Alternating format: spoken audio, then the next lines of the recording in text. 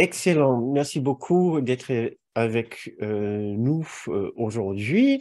Nous avançons bien maintenant dans notre programme Comment être heureux selon un cours miracle et nous avons encore des choses à apprendre et à découvrir par rapport à notre façon d'être dans ce monde que nous prétendons d'un côté peut être la source de notre bonheur. Et de l'autre côté, nous prétendons, ou nous vivons l'expérience que ce monde a aussi la capacité de nous enlever le bonheur. Le peu de bonheur que nous avons trouvé, nous estimons que le monde peut être aussi une source, une pointe d'origine qui nous enlève ce bonheur. Voilà qui peut même devenir une source de malheur, de chagrin, de tristesse et de tragédie. Nous allons explorer cette dernière question ce soir, après avoir bien regardé ces premières questions, ce que le cours considère une erreur dans notre rapport au monde, c'est-à-dire nous regardons le monde comme la source de notre bonheur. Le cours n'a absolument rien contre l'idée de chercher notre bonheur ici, mais il va nous dire, vous ne le trouverez jamais ici, parce que le seul bonheur possible est celui que Dieu nous offre dans son cœur, dans son être, dans le souvenir du monde d'où nous venons et dans le souvenir de l'être que nous sommes, le Christ, en d'autres mots. Donc, deux erreurs nous avons établies dans notre esprit. Nous avons établi ceci il y a 2 séances. Le premier, dans notre rapport au monde comme une source de bonheur. Le deuxième est que ce monde soit un lieu où nous pouvons perdre le bonheur, c'est-à-dire un lieu de chagrin. Et voici la question que nous allons commencer à explorer ce soir. Mais tout d'abord, avant de démarrer, j'aimerais bien juste vous demander si vous avez pu faire un peu de progrès avec les petites pratiques que je vous ai proposées pour cette semaine passée. Première petite pratique, est-ce que vous avez pu remarquer consciemment comment vous avez formulé des projets de bonheur, des activités de bonheur dans la semaine? Est-ce que vous vous êtes vu vous investir dans ces projets, investir une certaine attente dans ces projets? Ça, c'était une première question. Deuxième petite pratique, c'était est-ce que vous avez subi une petite déception dans la semaine? Est-ce que vous avez connu des moments où vos projets ont échoué et vous étiez laissé en plan et vous avez dû ressourcer votre bonheur ailleurs, vous avez subi la conséquence de cette déception? Et la troisième suggestion était de vous suggérer qu'il y ait un plus grand bonheur que ceci. Que malgré le bonheur peut-être que vous avez réussi à procurer, à produire dans la semaine, grâce à vos différentes activités ou petits projets, est-ce que vous avez pu vous proposer qu'il doit avoir un bonheur encore plus grand que ceci? Donc, voilà, trois petites pratiques. Si vous avez envie de partager avec nous dans le fil de chat vos expériences avec ces trois petites questions, ça sera avec plaisir, aussi bien pour moi que pour les autres participants ici. Sinon, je vais me lancer tout de suite dans le sujet pour ce soir. Et donc, nous allons, comme je vous ai dit, regarder maintenant comment nous nous servons de ce monde comme pour prouver que nous sommes malheureux, comme une source de malheur au lieu d'être une source de bonheur. Et le moyen que je vais utiliser pour faire ceci, c'est d'abord d'utiliser un autre petit modèle pour nous aider avec une sorte de transition. Nous pouvons appeler ceci les 3 niveaux de projection que nous faisons sur l'écran de ce monde. Nous avons déjà découvert 2 niveaux de ces projections, c'est-à-dire nous projetons sur le monde qu'il soit le lieu de notre bonheur. Nous projetons sur le monde aussi qu'il soit le lieu de notre souffrance ou l'absence de bonheur. Et il y a un petit endroit entre les deux, un endroit que nous connaissons tous très bien, où il n'y a pas forcément bonheur, il n'y a pas forcément malheur, il y a de l'ennui. Il y a une absence de bonheur sans avoir une présence de bonheur. Donc, nous avons une sorte d'échelle dans notre façon de projeter notre besoin ou notre rapport au bonheur sur ce monde. Donc, en haut, nous espérons tous que ce monde nous remplisse de joie. Youpi, c'est notre expérience quand nous y arrivons. Au milieu, nous avons cette expérience d'ennui, quand il se passe pas grand-chose. Nous n'avons pas de raison d'être particulièrement heureux, pas besoin d'être particulièrement malheureux. Notre réaction, c'est d'essayer de chercher à aller ailleurs, chercher à produire quelque chose un petit peu plus intéressant. Et le dernier niveau, et de loin peut-être le plus intéressant, important pour nous, c'est quand le monde semble nous enlever le peu de bonheur que nous avons. Et à ce moment-là, nous tombons dans un sentiment d'opposition et de souffrance, et nous pouvons même dire que c'est la faute à Dieu. Donc, notre façon de faire à ce moment-là, souvent, c'est d'être dans l'opposition et de ne pas accepter le monde tel qu'il est, ou de ne pas être capable de trouver une façon d'accepter le monde tel qu'il est. Donc, selon la psychologie spirituelle d'une cour miracle, si je tombe dans le piège de penser que mon bonheur est ici et je crie youpi, je suis dans la démarche de vouloir le beurre et l'argent du beurre de la séparation, c'est-à-dire je veux la séparation, mais je veux être heureux aussi, et je pense l'avoir réussi. Je pense avoir gagné sur Dieu. J'ai plus besoin de Dieu. J'ai fait des symboles, j'ai fait des idoles et des substituts pour l'amour de Dieu. Donc, pas très cool pour notre vrai projet de bonheur. Au milieu, nous avons cet endroit d'ennui où nous allons chercher ailleurs et nous ne pouvons pas encore vraiment blâmer Dieu et nous ne pouvons pas encore crier youpi. Et dans le troisième cas de figure, de la souffrance, là où nous n'avons plus le bonheur que nous cherchons, nous crions que c'est la faute à Dieu ou que c'est la faute à notre culpabilité. C'est là où nous allons devoir passer du temps maintenant. Le sujet est important puisque s'il y a une chose dans notre environnement que nous sommes tentés d'utiliser comme la preuve que la séparation est réelle, c'est notre souffrance, c'est notre chagrin, c'est l'absence de bonheur. L'absence de bonheur semble toujours prouver que la séparation est réelle puisque l'amour de Dieu, le bonheur de Dieu, la bonté de Dieu n'est plus avec nous.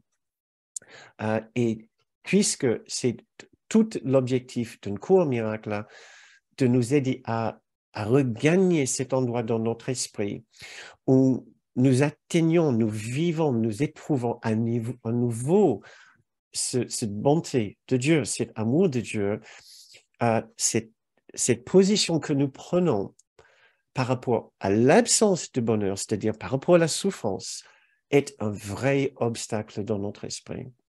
Et donc, comme vous vous souvenez peut-être de cet extrait que je vous ai déjà présenté plusieurs fois, ta tâche n'est pas de chercher l'amour, on peut dire le bonheur, mais simplement de chercher et de trouver au-dedans de toi toutes les barrières que tu as bâties contre lui, contre l'amour, contre le bonheur.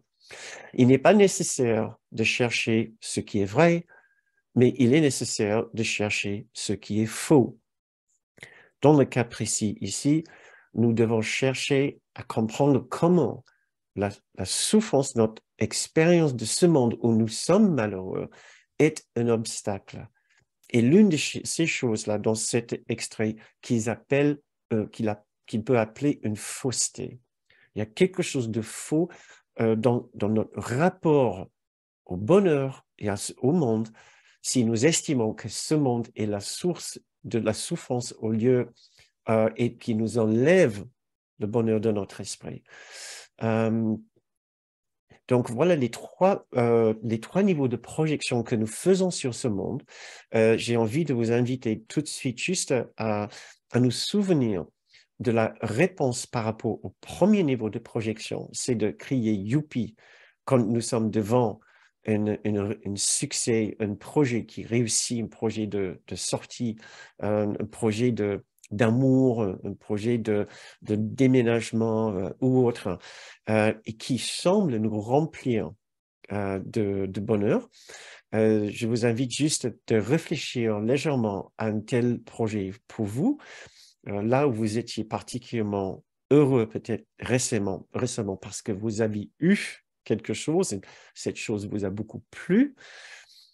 Nous essayons dans ce cas-là simplement de nous suggérer que oui, très bien, il n'y a pas de problème, qu'on n'a aucun problème à ce que nous vivons aussi des belles expériences ici, mais nous ne devons pas nous arrêter là, sinon nous risquons de nous endormir et ne pas chercher plus loin.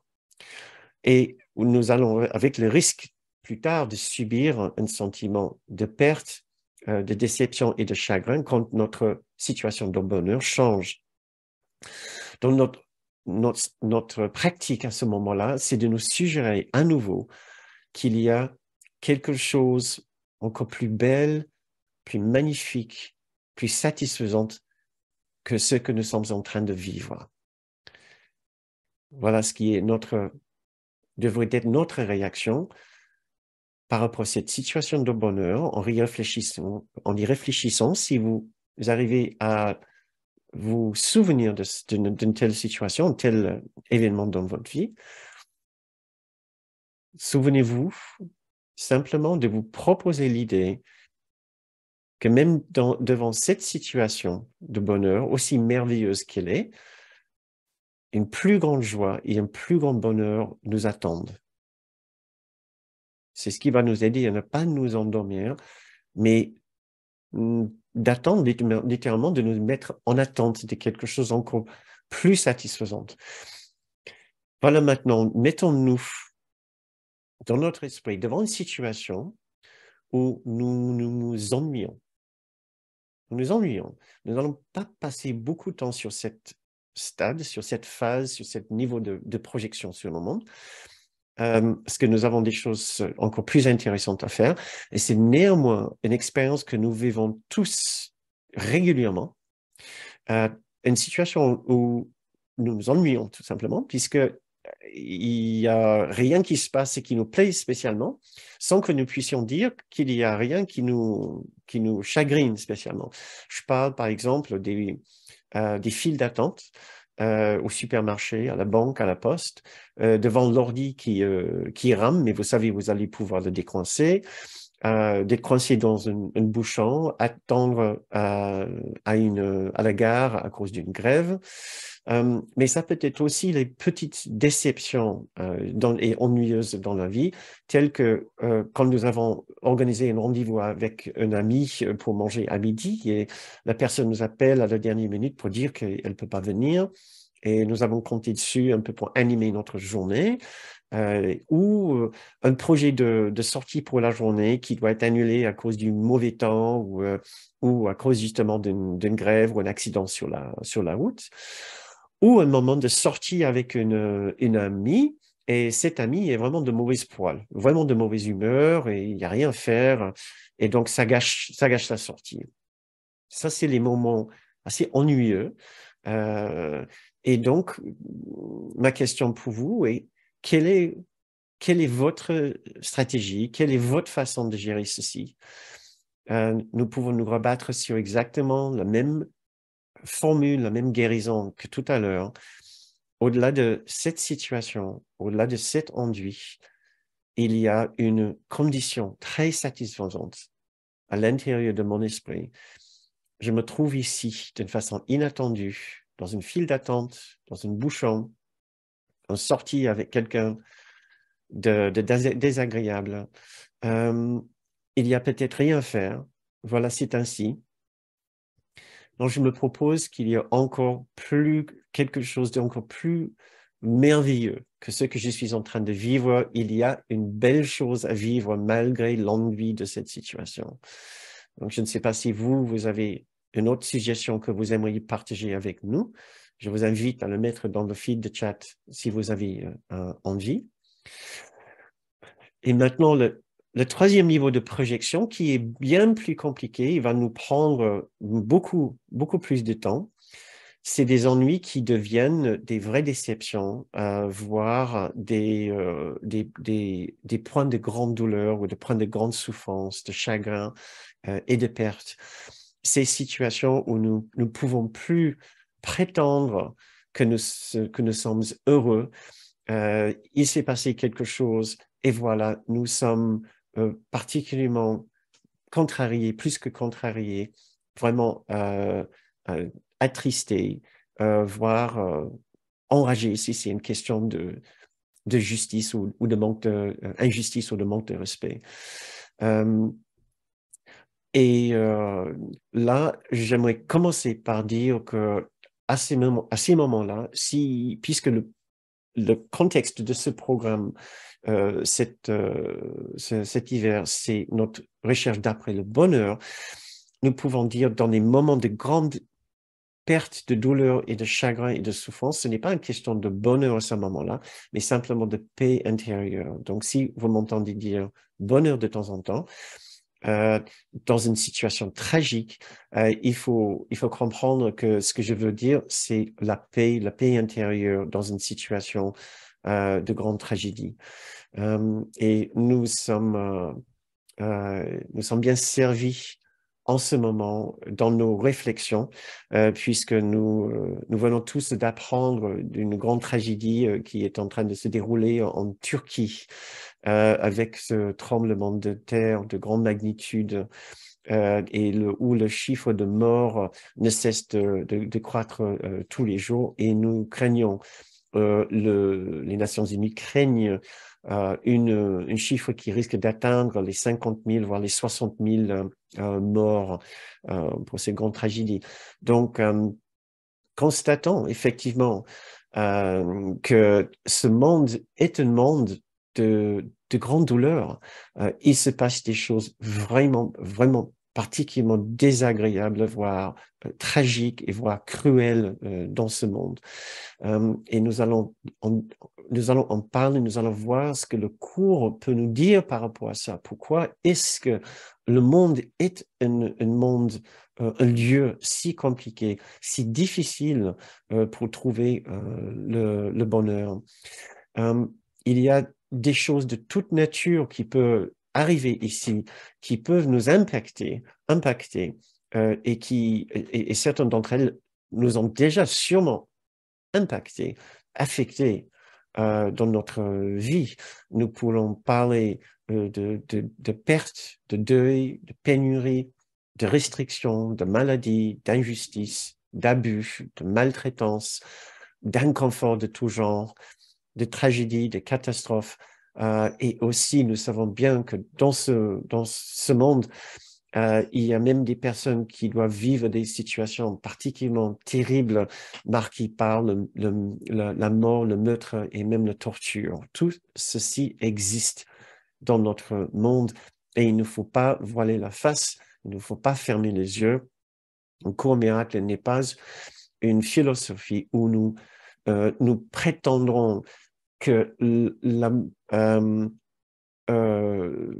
que l'amour de Dieu est partout, sans qu'il y ait des problèmes au niveau de ce monde. Il y a des problèmes au niveau de ce monde. C'est là pour une raison que nous allons regarder tout à l'heure. Mais avant d'aller voir ce que le cours peut nous enseigner par rapport à ces questions de souffrance et de tragédie, nous avons d'abord besoin de faire un bilan, de faire une sorte de petite auto-analyse par rapport à notre rapport à ces instants de souffrance, à ces difficultés. Quel est le pouvoir du monde sur notre esprit et quel est le pouvoir de notre esprit sur le monde? Nous avons tous intégré une idée plus ou moins claire de ce qu'est la capacité de ce monde de nous chavirer vers un grand malheur. Pour certaines personnes qui se sentent particulièrement sensibles, alors ce monde peut les bousculer avec ce que d'autres personnes peuvent considérer une petite chose. D'autres personnes semblent être plus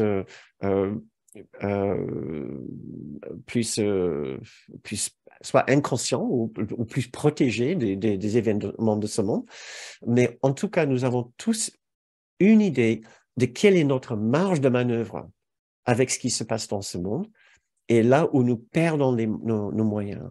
Et j'aimerais bien qu'on fasse ce petit travail d'abord de réfléchir, de faire ces exercices, de réfléchir ce que c'est la façon de chacun de réfléchir et d'éprouver ces différentes situations avant de regarder ce que le cours peut nous apprendre. Donc, si vous voulez bien écouter ces questions et formuler les réponses pour vous-même, vous pouvez mettre vos réponses si vous voulez dans le fil de chat. C'est toujours utile pour moi, pour les autres participants aussi, et surtout pour les participants qui écoutent ceci en replay. Donc, première petite question, je pense que vous allez comprendre très vite. Dans quelle mesure est-ce que ce monde est responsable pour votre expérience de malheur, vos expériences de malheur? D'accord? Ça, c'est juste pour commencer. D'accord? Parce qu'il y a d'autres questions qui seront de plus en plus précises. Dans quelle mesure est-ce que vous y êtes pour quelque chose dans votre façon de percevoir et d'interpréter la situation? Je vous pose ces questions puisque très souvent, voire trop souvent, un fait se produit et nous ne réfléchissons pas à notre capacité de le gérer. Nous réagissons d'une façon quasi automatique, sans vraiment réfléchir à ce qu'elle est notre capacité de le gérer, ou de le changer, ou de changer notre façon de le vivre.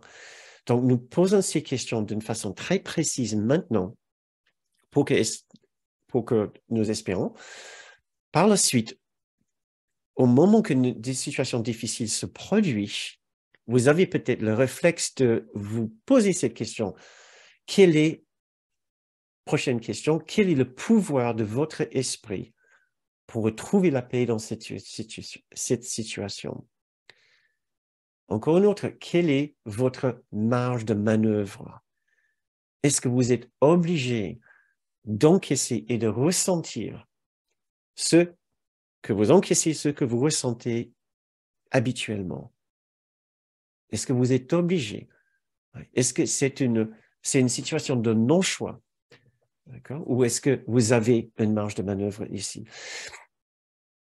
Sommes-nous obligés, forcés, condamnés à vivre dans la peur et dans un sentiment de tragédie quand des catastrophes se produisent?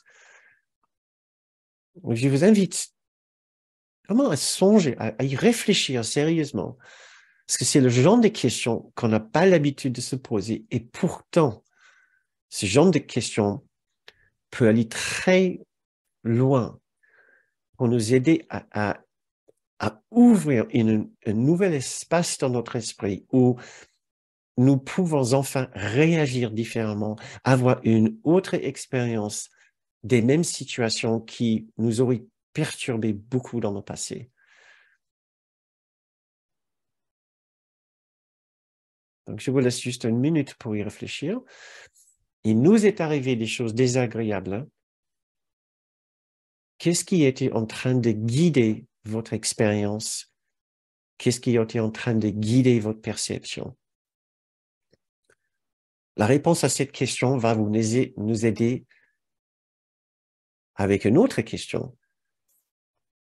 Il va nous arriver des choses désagréables dans l'avenir, des choses qui semblent, qui vont tenter d'enlever notre bonheur.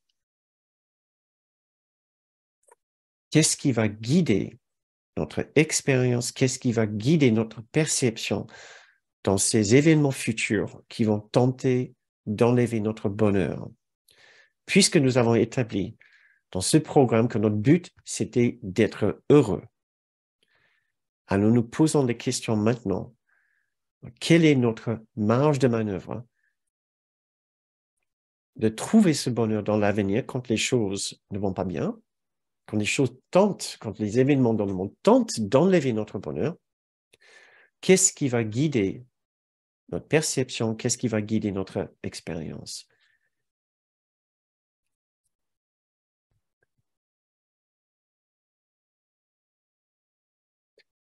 Donc, je vais vous laisser réfléchir et mettre quelques petites commentaires si vous voulez. Il va y avoir une autre opportunité de donner quelques exemples dans quelques minutes. Je vais vous donner une expérience très banale que peut-être tout le monde peut comprendre, pour vous aider à comprendre. Ce petit exemple s'appelle «J'ai faim». Voilà. Si vous êtes de genre de personne à réagir, peut-être de ne pas avoir une bonne expérience quand vous avez faim, voire très faim, vous avez peut-être beaucoup travaillé, vous avez sauté les repas, euh, à la fin de la journée, vous avez vraiment faim. Vous arrivez, je ne sais pas, à un certain endroit, vous attendez d'être servi, vous attendez que le repas soit prêt, vous attendez, vous êtes dans cette attente. Quelle est votre humeur? Voilà, ce n'est pas un point de grande souffrance, prendre de petites souffrances, mais peut-être cela va nous aider à savoir comment les grandes lignes de notre rapport à la souffrance se dévoilent, se jouent, même dans les petits détails et les moindres situations de la vie, telles que quand on a faim. Qui parmi nous ici risque d'être un petit peu ronchon, hargneux ou irritable quand vous avez très faim et quand vous devez attendre avant d'être servi, avant que vous devez manger? Une autre petite question. Quand vous êtes malade, mais juste avec un gros rhume, voilà, vous avez la tête toute prise et vous avez le nez bloqué, vous vous sentez pas bien, vous avez des courbatures, peut-être, qui est désagréable, qui est affecté au niveau qui est de mauvaise humeur, qui est de mauvaise poil, mauvaise humeur quand vous avez un gros rhume. D'accord? Les petites souffrances de la vie commencent comme ça.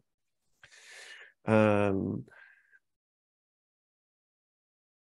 d'accord, j'ai une première personne qui dit qu'elle est de mauvaise humeur quand elle a faim. Voilà, et une autre qui dit quand il a faim, il est absolument imbuvable. Euh, oui, et un autre qui dit qu'elle est comme un enfant quand elle a faim ou quand elle est fatiguée. Ah voilà, oui, quand vous êtes fatigué. Ouais, quand vous êtes fatigué. Ah, ça, c'est aussi bien. Ça va m'aider. Une autre personne qui dit moi, je n'aime pas avoir faim, mais j'essaie de me dire que c'est un bon plan pour pour mon système digestif. Merci. Une autre qui dit ça va être quand j'ai froid ou que je suis fatigué, là où je peux être pressant, tranchant, et tout ce qui va avec. La faim ne me fait rien, sinon. D'accord. Donc, sinon, quand vous avez faim, peut-être pour d'autres personnes, quand vous avez trop chaud, souvenez-vous de la canicule. Si vous avez juste trop chaud, est-ce que vous êtes de bonne humeur ou est-ce que vous êtes de mauvaise humeur? Est-ce que ça vous fait souffrir et vous faites comprendre à tout le monde que vous souffrez? Une autre personne qui dit gros rhume, régression en mode bébé, besoin qu'on s'occupe de moi, grosse plaintivité. Merci. Euh, Ah oui, une autre personne qui suggère que l'hypoglycémie influe sur notre psychique. D'accord, Jean-Louis, merci. Est-ce que c'est pareil pour la fatigue? Est-ce que c'est pareil pour le chaud et le froid? Mais j'aimerais bien savoir comment vous allez répondre à ma question tout à l'heure. Quand je suis une crise d'allergie, je suis en rage contre moi-même, contre le monde, contre la vie. Très bien. Merci beaucoup. Donc maintenant, vous mangez. Vous êtes absolument satisfait. Vous aimez beaucoup le repas qu'on vous a servi, que vous avez mangé. Quel est ce changement que cela produit sur vous? D'accord, je veux bien que l'hypoglycémie, la fin de cette hypoglycémie peut produire des hormones et peut produire des changements au niveau de notre biologie, je veux bien. Mais je pense qu'il y a aussi autre chose qui est en train d'avoir lieu en même temps. Pour ceux pour ceux qui ont froid, maintenant vous avez chaud. Pour ceux qui eu chaud, maintenant, vous êtes dans un endroit frais. Pour ceux qui avaient une gros rhume et qui étaient fatigués, maintenant, vous avez passé une très bonne nuit de sommeil, le rhume est passé, la fatigue est passée, et voilà que vous vous sentez beaucoup, beaucoup mieux. Est-ce que vous remarquez un changement au niveau de votre état d'esprit? Je pense que vous allez probablement dire à l'unanimité, oui, bien sûr. Maintenant, ma question est-ce qu'il n'aurait pas été possible d'être un peu plus heureux avant d'avoir mangé le repas, avant d'avoir eu votre nuit de sommeil, avant de vous être trouvé dans un endroit plus chaud, plus froid, selon ce qui vous dérangeait? Est-ce qu'il n'aurait pas été possible de vivre votre situation d'une façon un peu plus sereine, avec un peu plus de patience, de douceur et de bonté et de gentillesse? Est-ce qu'il n'aurait pas été possible, ou est-ce qu'il était totalement impossible que vous ayez une expérience autre que celle que vous avez l'habitude de faire dans cette situation? Donc, dans un cas, vous êtes en train de donner un contrôle 100% et absolu au monde de vous affecter. Vous n'y êtes pour rien. Mais si ce n'est pas le cas, si cela vous fait réfléchir et vous dites non, quand même, je pense qu'il doit être possible de changer ma façon d'être avec cette situation particulièrement inconfortable pour que je puisse connaître un peu plus de gentillesse, de bonheur, de patience, de tranquillité, de sérénité, d'équanimité avec cette situation qu'en temps ordinaire, je considère désagréable. Si c'est le cas, que vous acceptez que non, ça devrait être possible, d'accord, d'être un petit peu mieux dans la situation. Maintenant, nous sommes dans le vif du sujet.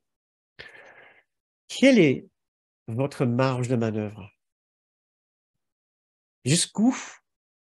Dans quelle mesure est-ce que vous serez capable de changer votre état d'esprit, votre expérience de cette situation, qui pour nous est juste, pour l'instant, dit désagréable?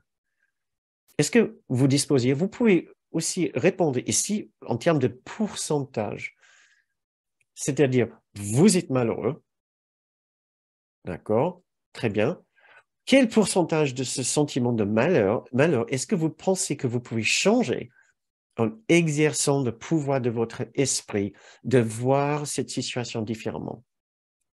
Vous êtes malheureux, vous avez faim, vous avez froid, vous avez chaud, vous êtes fatigué, vous avez un rhume.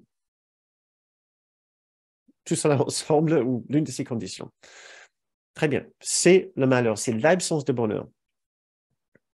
Vous estimez qu'il devrait être possible de changer votre expérience de cette situation. Dans quelle mesure, quel pourcentage de ce malheur est-ce que vous pensez que vous pouvez enlever? D'accord. J'ai quelques réponses qui commencent à entrer. Une personne qui dit 50%, une autre qui dit je râle tout le temps, mais je change mes réactions, mon humeur à 50%, un autre 50%, un autre qui dit je me pardonne mon impatience et remets tout au Saint-Esprit car c'est ingérable. Un autre qui dit 20% pour la douleur, un autre qui dit 50%.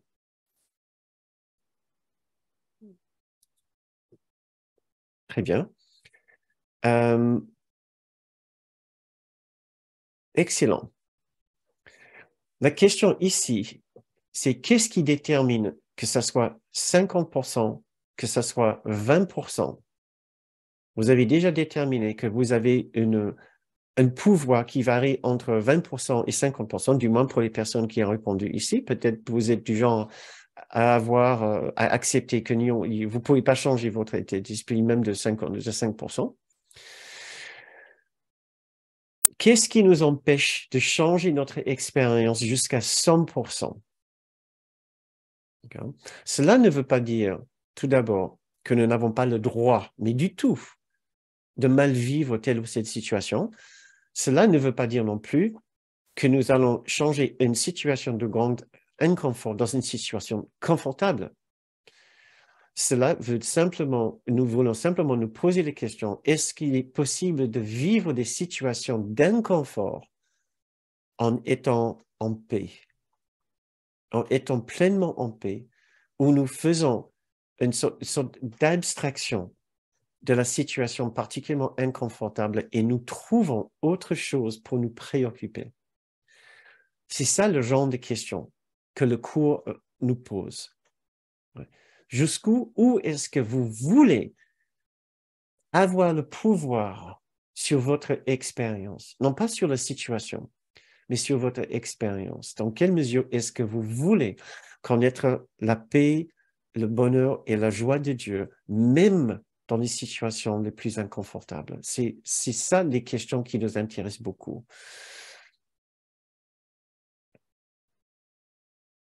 Nous pouvons nous poser ce genre de questions dans différentes situations de la vie. Là, je vous ai posé cette question par rapport à un gros rhume. Mais nous pouvons nous poser le même genre de questions par rapport à un accident de voiture. Okay. Jusqu'à dans quel pourcentage ou jusqu'à quelle mesure est-ce que je pense que je serais capable de changer mon expérience d'un accident de voiture? Okay.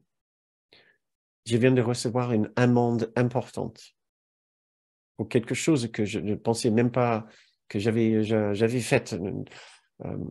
Une personne pendant le Covid que nous connaissons avait importé un médicament de l'étranger, ne pensait pas qu'elle avait besoin de le déclarer. Les douanes l'ont trouvé et elle était amendée 1000 € puisqu'elle n'avait pas déclaré ce paquet de médicaments. Ivermectine, je ne me souviens pas de ce médicament que beaucoup de gens cherchaient à trouver, impossible en France de le trouver, donc ils l'ont commandé de l'étranger. Ivermectine, c'était peut-être ça?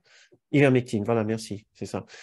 Et donc, elle est amendée à l'ordre, je ne sais pas, Patricia, c'était 1000 € ou plus. C'était une somme absolument faramineuse, je me souviens bien. Une amende importante. OK.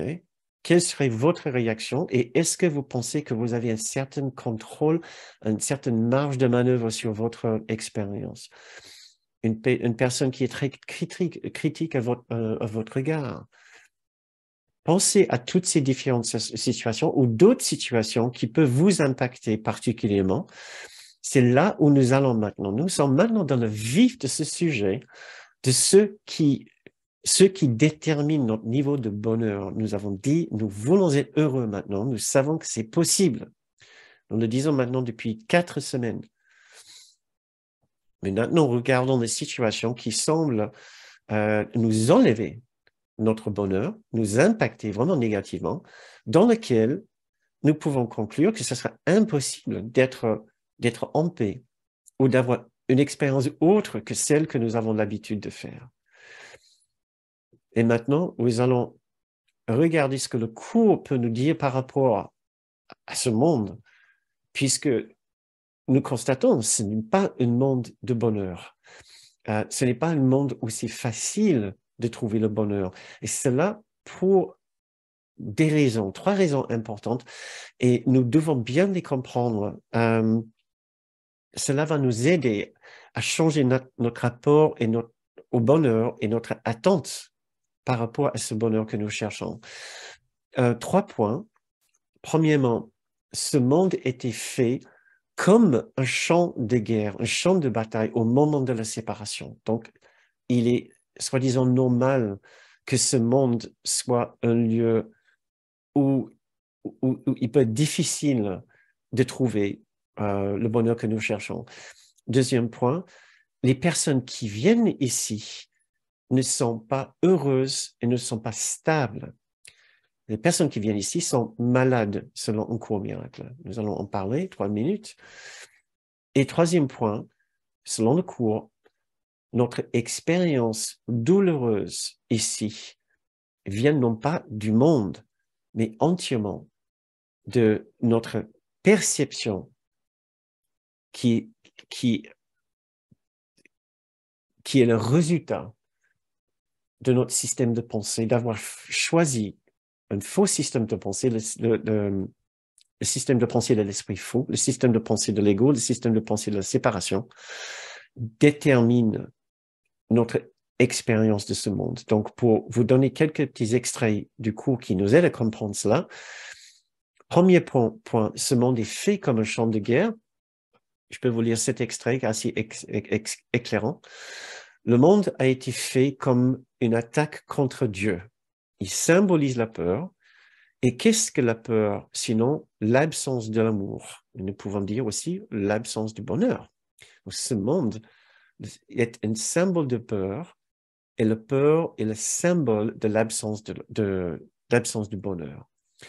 Ainsi, le monde était censé être un lieu où Dieu ne pouvait pas entrer et où son Fils pouvait être à part de lui. Du fait que Dieu est amour et bonheur, nous pouvons lire, ainsi le monde était censé être un lieu où le bonheur ne pouvait pas entrer, où l'amour ne pouvait pas entrer. Là est née la perception dans ce monde ici, car l'idée de séparation, car la connaissance ne pouvait pas causer de si insanes pensées. La connaissance est une synonyme pour la vérité. La vérité, la réalité ne pouvait pas causer de si insanes pensées. Mais les yeux trompent. Les yeux nous trompent. Donc là, c'est des questions de perception encore. Et les oreilles entendent faussement. Maintenant, les erreurs deviennent tout à fait possibles car la certitude a disparu. Donc, les erreurs sont possibles et nous pouvons vivre dans ce monde des situations qui semblent tragiques et particulièrement douloureuses du fait d'avoir perdu conscience de l'amour et du bonheur de Dieu. Pour le deuxième point, les personnes qui viennent ici ne sont ni heureuses ni stables et il se passe des choses horribles ici puisque les gens sont particulièrement dérangés et instables. Nous lisons deux petits extraits ici. Le péché est insanité. C'est le moyen par lequel l'esprit est rendu fou et cherche à laisser les illusions prendre la place de la vérité. C'est le péché dans notre esprit suite à l'acceptation d'un faux sentiment de culpabilité qui nous a rendus fous. Voilà ce que nous lisons aussi dans ce prochain passage. Toi qui as joué, que tu étais perdu pour l'espoir, abandonné par ton père, laissé seul et terrifié dans un monde effrayant, rendu fou par le péché et la culpabilité, sois heureux maintenant. Ce jeu est terminé. Maintenant est arrivé un temps tranquille où nous rangeons les jouets de la culpabilité et enfermons à jamais nos désuètes et puériles pensées de péché loin des esprits purs et saints des enfants du ciel et du Fils de Dieu. Donc, nous lisons dans ce passage cette idée très puissante que le monde a été rendu fou par le péché et la culpabilité.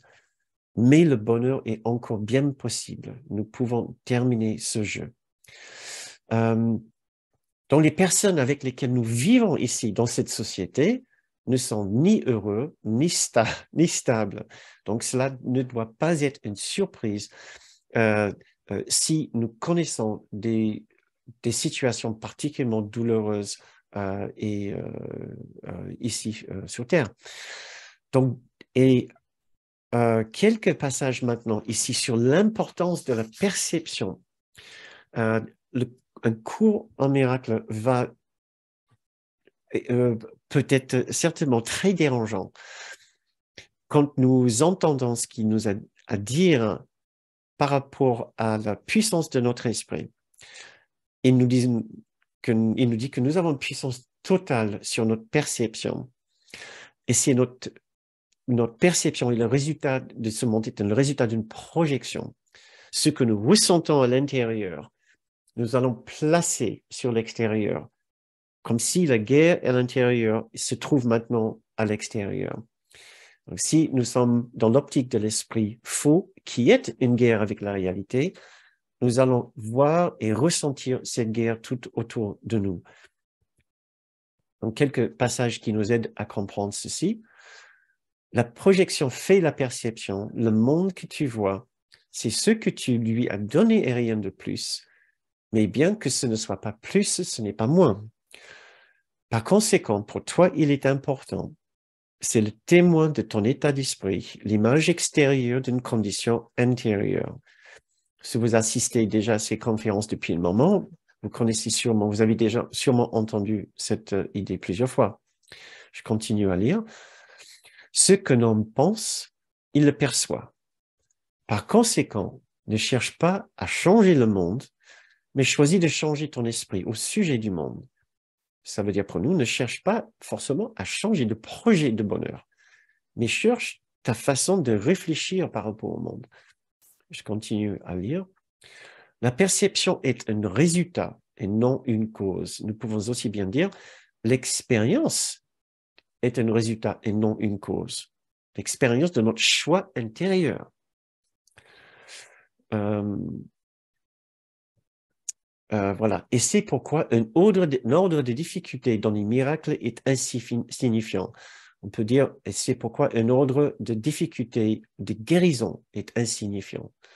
Tout ce qui est regardé avec la vision, c'est-à-dire l'esprit juste qui se reconnecte à cette vérité immuable que nous sommes toujours parfaitement aimés par Dieu et intégrés dans son domaine, dans sa vérité. Tout ce qui est regardé avec la vision est guéri et saint. Rien de ce qui est perçu sans elle ne signifie quoi que ce soit. Et là où il n'y a pas de signification, il y a chaos. Deux autres extraits qui peuvent nous éclairer sur cette question du pouvoir de notre esprit. Mais encore, je vous demande d'être vraiment patient dans votre écoute, puisque c'est des passages qui sont assez durs. Nous pouvons les prendre mal si nous ne faisons pas attention. Et je vais vous aider à les comprendre, à les mettre dans un contexte positif. Je vous lis. Je ne suis pas la victime du monde que je vois. Comment puis-je être la victime d'un monde qui peut être complètement défait si je choisis qu'il le soit?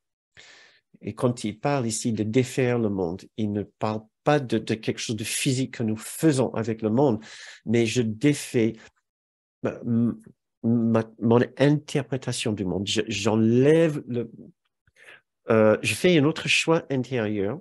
Je choisis l'esprit juste au lieu de l'esprit faux. Je choisis le système de pensée du Saint-Esprit au lieu du système de pensée de l'ego. Et à ce moment-là, je vais avoir l'impression d'avoir défait le monde, mais défait l'importance du monde. Je continue à lire. La porte de la prison est ouverte. Je peux partir en sortant tout simplement. Rien ne me retient en ce monde. Ce qui veut dire ici, pas physiquement. Il ne parle pas de quitter ce monde physiquement. Il veut dire, rien ne me retient dans ma perception de ce monde. Le monde dans lequel nous vivons, c'est le monde de notre perception. Il ne parle pas de physiquement ce que nous voyons autour de nous.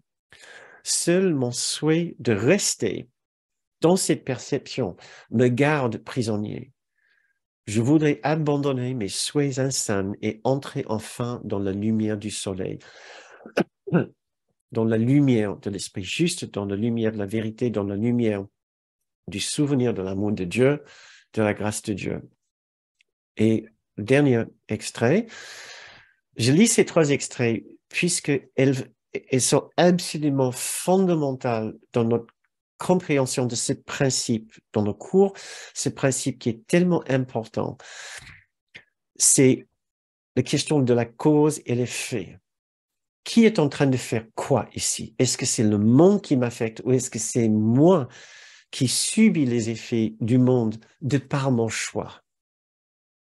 Et voici le dernier extrait. Nul ne peut subir de perte à moins que ce ne soit sa propre décision. Nul ne peut subir de perte, l'expérience de la perte. Il ne veut pas dire qu'on ne peut pas nous enlever nos affaires. Nul ne peut éprouver de la perte à moins que ce ne soit sa propre décision. Nul ne souffre à moins que son choix n'élise cet état pour lui-même. Nul ne peut avoir de chagrin, ni de peur, ni de pensée ni se penser malade, excusez-moi, ni se penser malade. Et là, se penser malade, c'est la différence entre être malade et se penser malade. C'est pas la même chose. À moins que ce ne soit les résultats qu'il veut. Et nul ne meurt sans son propre consentement. Et là, on n'a, je crois, pas le temps d'expliquer cette pépite ici. Nul ne meurt pas que sans son propre consentement. Sans son consentement veut dire que les très grands sages ne meurent pas. Pour eux, dans leur expérience, ils ne meurent pas. Parce qu'ils savent qu'il n'y a pas de mort. Si moi j'ai l'expérience de mourir, avec tout ce que cela veut dire pour moi comme tragédie, ça c'est par mon consentement. Ça ne veut pas dire que moi j'ai déterminé le jour, et le jour spécifiquement que je vais mourir. Je continue à lire. Rien n'arrive qui ne représente ton souhait et rien n'est omis que tu choisis. Voilà. Donc c'est très fort. Maintenant, je vous entends dire, ou au moins certaines personnes dire, mais Bernard, ce n'est pas aidant forcément d'entendre que c'est moi qui ai un pouvoir total sur mon expérience, sur mon monde, que ce n'est que mes pensées qui me font souffrir. Donc, et je comprends très bien, nous comprenons peut-être pas forcément le contexte euh, le contexte de tous ces différents extraits. Et notre esprit n'a pas encore forcément la place pour accepter une certaine vérité qui est néanmoins là dans notre esprit, un endroit où existe une joie immuable et inatteignable par quoi que ce soit de ce monde. On ne comprend pas encore comment cela peut être possible, mais nous y allons. Nous y allons, c'est tout notre but. J'ai deux réponses pour vous. Si vous m'avez parlé ainsi pour me dire, mais c'est pas très gentil, ce que le cours dit là. Tout d'abord, cela ne veut jamais dire que nous n'avons pas le droit d'être malheureux. Nous comprenons tous le malheur dans ce monde. Nous comprenons tous d'où ça vient, les situations tragiques ici. Ce n'est certainement pas pour nous culpabiliser si nous vivons mal une certaine situation, ou si nous vivons mal ce qui est en train de se produire en Turquie, ou même ici en France avec les mouvements sociaux. Il y a une autorisation, il y a une permission d'avoir toute la gamme d'expériences positives et négatives que nous pouvons avoir ici. Et sur le plan de ce monde, notre tristesse et notre chagrin peut certainement sembler justifiés.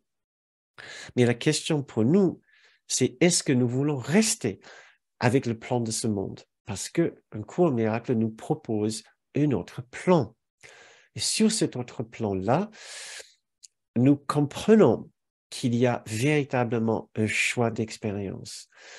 Donc, et la façon d'y aller très doucement, c'est de simplement se proposer que malgré ce qui est en train de se produire, il y a une réserve de paix extraordinaire dans notre esprit.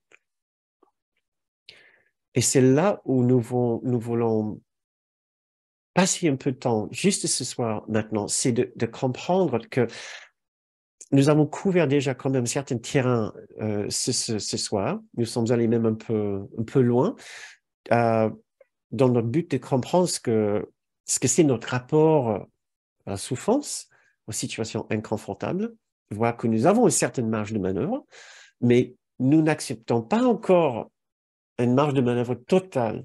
Comme vous avez dit tout à l'heure, jusqu'à 50%, vous êtes confortable. Mais si vous n'avez pas l'air d'être très confortable avec l'idée que vous avez une marge de manœuvre jusqu'à 100%, vous avez un contrôle total. Ça veut dire que vous n'avez plus besoin de ressentir le chagrin dans aucune situation. On a un peu de mal là encore. Donc, je vous ai présenté l'enseignement du cours par rapport à cela, par rapport à ce monde, par rapport à notre pouvoir d'être heureux. comme je vois que quelqu'un vient de proposer, cela nécessite un détachement important du corps, et c'est tout à fait ça. Tout le chemin du cours est bâti autour de l'idée que nous ne sommes pas ce corps, ni le corps physique, ni le corps psychologique. Le corps psychologique étant notre particularité, notre psyché individuelle ou notre ego. Nous ne le sommes pas. Mais cela va nous prendre du temps d'accepter cette condition de détachement et de vouloir être autre chose que ce véhicule que nous avons prétendu être depuis notre naissance. Cela va nous prendre du temps. Mais c'est pour ça que nous faisons par paliers, nous faisons par étapes, nous faisons très progressivement.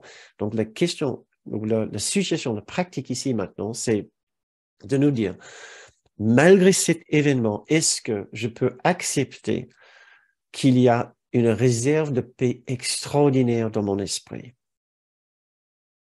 Malgré cette situation, d'accord? Et nous allons faire une petite méditation sur ceci, et cela va nous mener vers la fin de notre séance ce soir. Donc, si vous voulez bien vous préparer juste pour une petite méditation pour finir notre soirée, nous allons essayer de regarder comment cela peut être possible de se suggérer au fond de notre esprit que dans une situation peut-être simplement inconfortable ou peut-être d'une plus grande magnitude de souffrance, il est possible au moins de nous souvenir que même si nous ne le touchons pas pour l'instant, une grande expérience de paix nous attend. Donc, je vous invite de fermer les yeux ou de simplement baisser votre regard si vous le souhaitez. Mettons-nous dans une position confortable pour les 5 minutes de cette méditation. Suivons notre respiration comme le moyen toujours de regagner un peu plus de tranquillité dans notre esprit. Suivre notre respiration nous aide toujours à revenir vers notre propre expérience et de prendre soin de nous. C'est une façon de nous accorder un moment de lenteur quand tout va vite. Un moment de douceur quand tout est agité. Et un moment de silence quand tout est bruyant.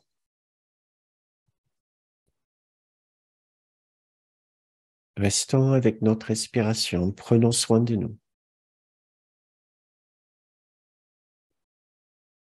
Trouvons juste un endroit confortable dans notre esprit. Et maintenant, évoquons une situation inconfortable ou pensons à une situation plus qu'inconfortable qui nous cause vraiment du chagrin.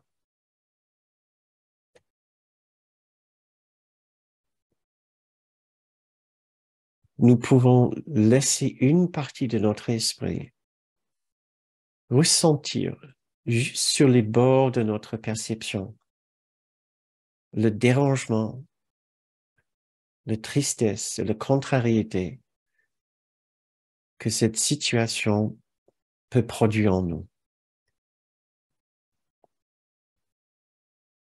Nous nous souvenons de nos réactions dans le passé en pensant à cette situation. Nous ne nous permettons pas de les éprouver entièrement là maintenant, mais nous nous souvenons bien que cette situation peut bien nous chagriner.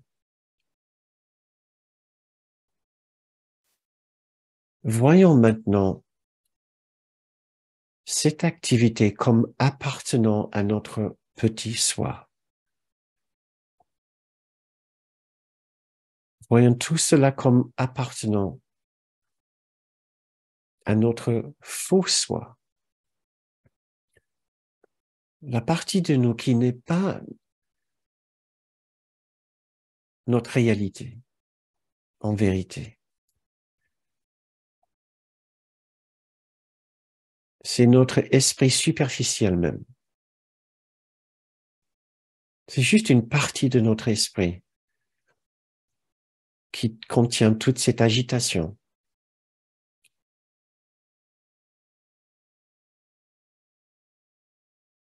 Toutes ces émotions ébranlées, toute cette tristesse, peut-être toute cette colère. C'est juste une partie de notre esprit qui contient tout cela. Essayons de prendre juste un tout petit peu de distance avec l'esprit qui ressent ces choses.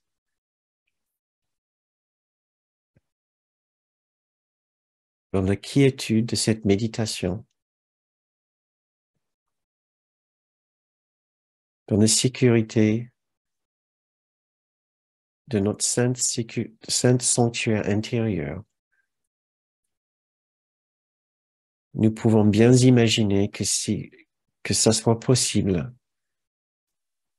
de trouver un petit peu de distance avec l'esprit qui voit, qui perçoit et qui ressent, qui éprouve les choses de cette façon triste et contrariée.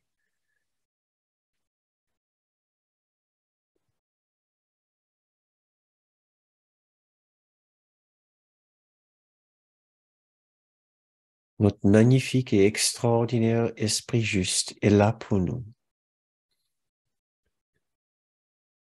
Tellement grand, tellement plus grand que notre petit soi. Et là où notre petit soi est toujours agité, fragile, sensible, susceptible et vulnérable, notre grande soi, notre magnifique esprit juste, lui, est toujours calme,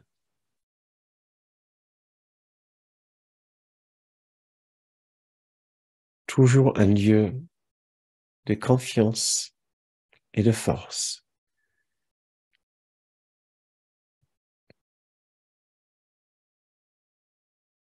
Nous pouvons revenir à cet endroit quand nous le voulons,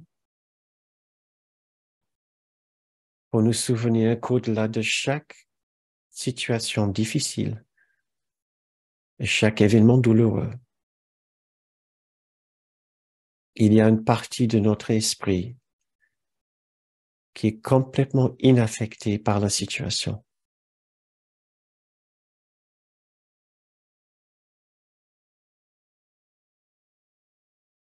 Cette partie de notre esprit demeure dans la paix de Dieu.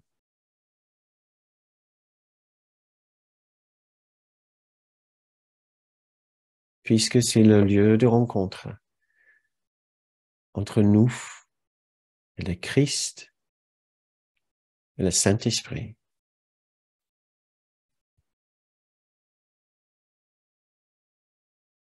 Dans cet endroit magnifique, nous pouvons entendre ces mots qui viennent de la leçon 267. Autour de moi est toute la vie que Dieu a créée dans son amour. Elle m'appelle dans chaque battement de cœur et dans chaque souffle, dans chaque action et dans chaque pensée. La paix me remplit le cœur et inonde mon corps du but de pardon. Maintenant, mon esprit est guéri et tout ce dont j'ai besoin pour sauver le monde m'est donné. Chaque battement de cœur m'apporte la paix. Chaque souffle m'infuse la force. Je suis un messager de Dieu, dirigé par sa voix, soutenu par lui avec amour et tenu à jamais dans la quiétude et la paix de ses bras aimants. Chaque battement de cœur invoque son nom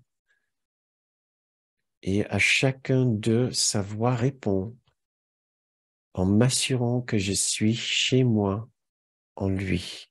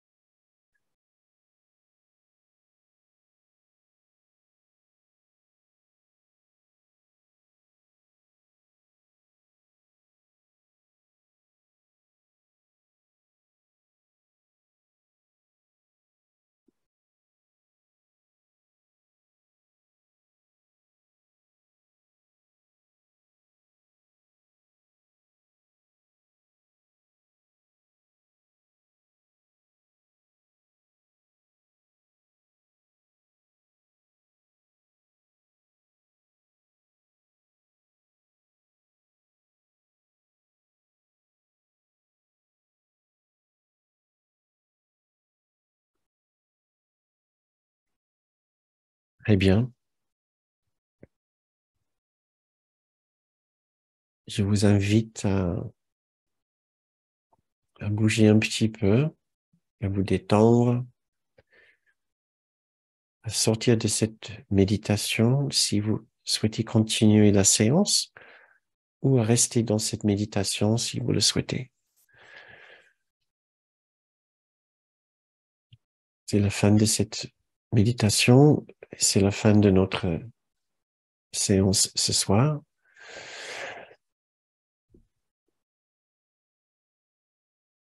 Merci encore pour votre participation ce soir. Alors, notre pratique pour la semaine à venir, c'est justement de nous suggérer au moment quand nous sommes tentés de réagir de la même façon habituelle aux souffrances dans ce monde, aux situations inconfortables, de nous poser la question, où est la marge de manœuvre? Quelle marge de manœuvre est-ce que je dispose ici pour trouver plus de bonheur, pour vivre cette situation différemment? Et est-ce que je peux augmenter un peu cette sensation de marge de manœuvre, cette idée de pouvoir changer ma façon de vivre ceci? Est-ce que je ne peux pas trouver le moyen d'accepter ce qui est au lieu de continuer à exiger que le monde change autour de mes souhaits et de mes envies ou de mes perceptions? Est-ce que je peux pas faire un peu de progrès par rapport à ça? Et aussi, est-ce que je peux me suggérer dans les moments durs que au-delà de ce danger, au-delà de cette situation menaçante, au-delà de cette tragédie, il y a une paix, il y a un amour, il y a une bonté, il y a un sentiment de sécurité qui nous attendent tous, tous, tous. Voilà les deux pratiques pour cette semaine. Je vous remercie encore d'être venu ce soir. Si vous devez partir, sinon si vous pouvez rester encore un petit peu, je vais ouvrir les micros dans une minute. Peut-être que vous le savez déjà, au cas où vous êtes ici pour la première fois ou vous écoutez cette vidéo en replay pour la première fois. Nous offrons ces enseignements, ces programmes de formation sur la philosophie spirituelle d'un cours miracle, non pas sur la base d'un abonnement ou sur un tarif fixe, mais sur la base de vos participations libres. Donc, nous dépendons entièrement sur vos contributions libres pour continuer, pour former, organiser, continuer ces enseignements et de produire les vidéos par la suite, de maintenir la chaîne YouTube. Donc, si vous voulez nous aider, si vous voulez contribuer à cette activité, vous pouvez le faire en visitant notre site bernardgoum.com où vous allez trouver l'onglet « Contribuer ». Et nous vous remercions beaucoup d'avance pour toute votre aide. Merci. Et Patricia vient de mettre le lien dans le fil de chat. Et pour ceux qui regardent en replay, vous allez trouver un lien sur lequel vous pouvez cliquer aussi dans le descriptif de cette vidéo. En cliquant sur le petit bouton plus dans le descriptif, vous allez trouver le bouton qui vous mène vers notre site pour faire une contribution. Merci d'avance. Et maintenant, je peux vous autoriser à ouvrir vos micros, ce que je viens de faire. Merci pour vos remerciements. Si vous partez, vous pouvez juste laisser un petit mot dans le fil de chat pour dire au revoir à tout le monde, si vous avez envie. Merci Eliane. Merci Colette. Merci Sylvia. Merci Sylvie. Florian. Merci Jean-Marc. Merci Hélène. Merci Eric. Bernadette. Je suis désolé, je crois qu'il y a eu certains commentaires que je n'ai pas eu le temps de lire, excusez-moi. Oui. Puisqu'il y avait eu voilà, plusieurs questions que je vous ai posées, il y avait pas mal de réponses, donc j'ai pas pu tout lire. Merci Adelina, Denise et Yasmina, merci beaucoup. Vos micros, vous pouvez les ouvrir si vous avez envie. Si vous n'avez pas envie, c'est pas grave. Et on peut juste passer 2 minutes ensemble à juste réfléchir. Aussi, en complément de ces séances, je vous recommande, comme j'ai fait lors des autres séances, d'aller visiter la chaîne YouTube d'Eric Nas, où vous allez trouver, en complément de 7 programmes sur le bonheur, la lecture d'une transcription d'un stage de Kenneth Wapnick, notre mentor, notre enseignant, au titre de Le rêve heureux. Donc, Le rêve heureux sur la chaîne YouTube de notre cher ami Eric Nas, N-A-2-S-E, qui nous fait coucou. D'accord, très bien. Donc, monsieur, madame Langelle, je vois que vous avez ouvert votre micro. Est-ce que vous êtes là? C'était peut-être un accident. Ah, je crois que c'était peut-être une erreur. Je ne sais pas s'il y a une autre personne. Est-ce que vous n'avez aucune, il n'y a personne qui a aucune remarque à faire par rapport à la séance ce soir, si vous n'avez pas trouvé un petit peu difficile les paroles du cours par rapport à notre perception et par rapport à la souffrance. Moi, je sais que ça m'affecte chaque fois. Je vois à quel point je suis loin encore de vivre cette expérience dont ce cours parle. Lise. Oui, bonsoir. Bonsoir, Lise. Je sais qu'il y a déjà les réponses à ce que je vais dire dans le contenu de la séance de ce soir, mais quand même, j'ai envie de partager ça. Moi, je trouve ça vraiment très dur quand le corps de quelqu'un est attaqué. Pas une attaque verbale où je parle vraiment de... Il y a eu un accident chez moi, là. Il n'y a pas eu de conséquences, mais j'ai eu très peur. Il y a un radiateur qui est tombé sur ma petite fille. Elle avait rien. Mais j'ai eu une peur, mais indescriptible. Je pense que j'aurais pu mourir sur le coup tellement j'ai eu peur. Et j'ai appris cette semaine et la semaine dernière plusieurs personnes de mes proches qui sont malades. Et je me dis, mais je comprends bien qu'on n'est pas un corps, et pourtant ça me bouleverse au plus haut point quand le corps est en danger ou quand je sais qu'on n'est pas réduit à ça, enfin, mais quand même, la peur me submerge et je n'ai plus du tout de réaction normale et de... Je crois que j'aimerais bien dire que c'est normal, étant donné là où nous sommes, c'est normal. Donc, comme j'ai essayé de dire lors de cette conférence, on ne se force pas du tout à provoquer, à produire telle ou telle expérience. On observe beaucoup et on se suggère qu'il y a une façon de se sentir plus en sécurité. On se suggère, mais on accepte, c'est là où on est. Et notre expérience est le résultat de notre système de pensée. Je ne veux pas que ça soit du blabla philosophique ou psychologique. C'est juste que ces situations nous affectent particulièrement puisque nous avons des attachements. Nous pensons toujours, je ne veux pas que ça semble vraiment bizarre ce que je vais dire. Nous pensons tous toujours être ces corps, nous pensons que nous êtres aimés sans les corps de nos enfants, de nos parents, de nos époux, de nos épouses. Nous pensons que ces personnes sont ces personnes, ils ne sont pas autre chose. Ils ont un mal absolument fou à imaginer que toutes ces personnes sont aussi esprits et que leur esprit est en fait indépendant de leur corps. Ça semble pour l'instant être attaché au corps, avoir besoin du corps pour vivre, mais ce n'est pas la vérité. Au moins, ce n'est pas la vérité telle que le cours miracle conçoit les choses et selon aussi les différentes témoignages des NDE que j'ai entendus, les expériences de mort imminente.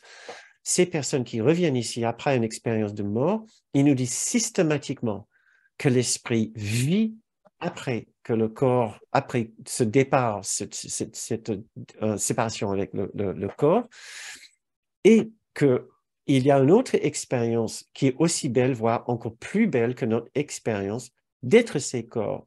Et de leur perception, quand ils reviennent, ils voient les autres différemment. Ils savent qu'ils sont corps d'un côté, ils sont esprit de l'autre. Maintenant, nous avons un mal absolument fou à voir les choses de cette façon, tellement nous sommes attachés à nos êtres chers, mais comme les corps. Nous voulons continuer à les voir comme les corps. Et c'est vraiment difficile d'imaginer qu'on peut être aussi heureux si ces personnes n'étaient plus dans le corps. Et je constate, j'aurais la même difficulté, mais au moins là où nous commençons, c'est de savoir pourquoi c'est difficile et de respecter notre difficulté. La difficulté n'est pas parce que le cours est faux. On peut tenter de croire, mais c'est hyper dur, le cours, mais c'est fou, ça ne peut pas être juste. C'est plutôt que nous sommes tellement attachés à nos êtres chers, déjà cet être cher que je pense être, et aux êtres chers autour de nous, comme les corps qui semblent être,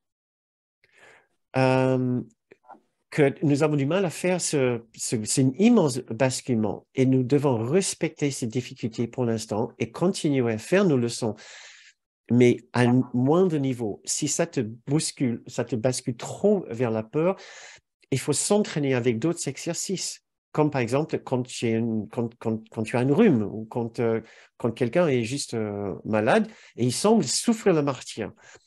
Et tu peux proposer à la personne, ben, peut-être tu n'es pas mourant non plus, peut-être tu peux moins exagérer ta souffrance. Donc, on commence par essayer de voir comment on peut moduler notre expérience de souffrance, mais on n'attaque pas les gros chantiers tels que la mort potentielle d'une personne proche ou le danger de mort d'un très cher ou même d'un enfant ou d'un animal. Je sais que nous avons tous nos sensibilités, mais donc on n'attaque pas les gros chantiers, on fait les petits pas. Là où on a une marge de manœuvre. On sent qu'on a une marge de manœuvre, mais ce que j'entends, c'est que tu n'as pas encore une grande marge de manœuvre par rapport à ça. Ça te bouscule immédiatement dans une panique, comme tu dis, tu aurais pu mourir sur place. Donc, respecte ça, essaye de revenir vers la respiration pour réguler. Ça, c'est très, très important, ce que j'ai appris par mes cours de méditation. Quand on est dans une immense émotion qui nous immobilise, il faut réguler. Alors, il y a plusieurs façons de le faire. Soit revenir à la respiration quand on sent qu'on est dans une émotion trop forte. On revient, on ferme les yeux, on essaie de revenir vers la respiration pour prendre soin de soi. Soit on change les idées, on sort, on cherche d'autres personnes qui peuvent nous aider à nous calmer. On sort de un endroit qui nous remplit de paix, où on a l'habitude d'aller justement pour se trouver en paix. Est-ce que ces suggestions te parlent un petit peu, ces idées? Oui, je pense, mais je vais réécouter ensuite parce que je crois que le sujet me touche tellement que j'intègre pas tout de suite. Je vais réécouter après. D'accord, ok. L'essentiel, c'est de respecter, d'accord, tes limites, ne Mm, pas se critiquer, se culpabiliser, attendre que notre expérience soit autre, qu'on fasse abstraction de ça, rien de tout cela. Ça, mm, c'est du blabla spirituel. Donc, on respecte notre expérience, mais on sait d'où ça vient. Et on prend soin de soi, surtout mm, quand on est vraiment bouleversé, de la façon qui est le plus efficace et le plus tendre pour nous. Et on essaie d'utiliser ces extraits, ces paroles du cours, mais pas pour une situation qui nous confronte avec bien moins d'émotions et de difficultés. mm. D'accord? Oui, je vais m'entraîner quand je me coince, je me tape le pied dans un meuble. Ouais. Plutôt, voilà, c'est ça. Ou quand tu es pressé, je ne sais pas, c'est ridicule, mais est-ce que tu as l'habitude, il y a une activité quotidienne que tu aimes particulièrement, prendre un café, un croissant, une tartine, euh, et c'est un petit plaisir dans la vie, et là, voilà, tu es contrarié, ça marche pas du tout comme tu veux, au contraire. On commence par ça, par voir notre rapport à la souffrance. Et là où on peut se réfugier à l'intérieur de nous pour trouver un endroit de plus de paix et plus de satisfaction, plus de sécurité, plus de force. On commence par les petites douleurs, les petites souffrances dans la vie et on gravit très, très, très lentement les échelons vers les grandes questions. Mm. Ça va? Oui, oui, oui. Ouais, merci. D'accord. Ok, Lise. Merci beaucoup. Merci pour ta question. Euh, Je ne sais pas s'il y a une autre personne. Je vois que Marie-Micheline, tu as aussi ouvert ton micro. Mais moi, je voulais vous dire que je vous aime parce que demain, c'est la Saint-Valentin. Alors, je vais partager mon amour envers vous. Merci infiniment. Oh, c'est très gentil pour tout le monde. Vous avez entendu, elle nous aime. D'accord, on Oui. va faire plein de petits cœurs maintenant, hein. On peut même réagir à plein de petits cœurs.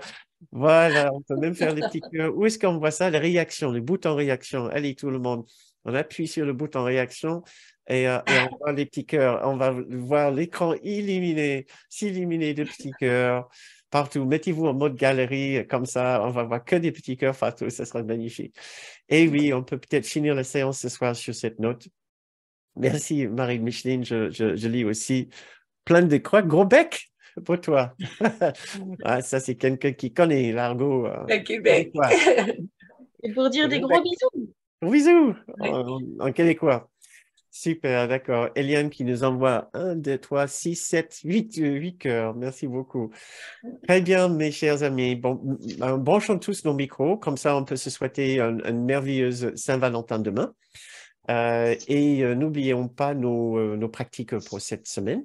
Voilà, ça sera un immense plaisir, avec un immense plaisir de vous voir la semaine prochaine pour continuer nos aventures vers le grand bonheur.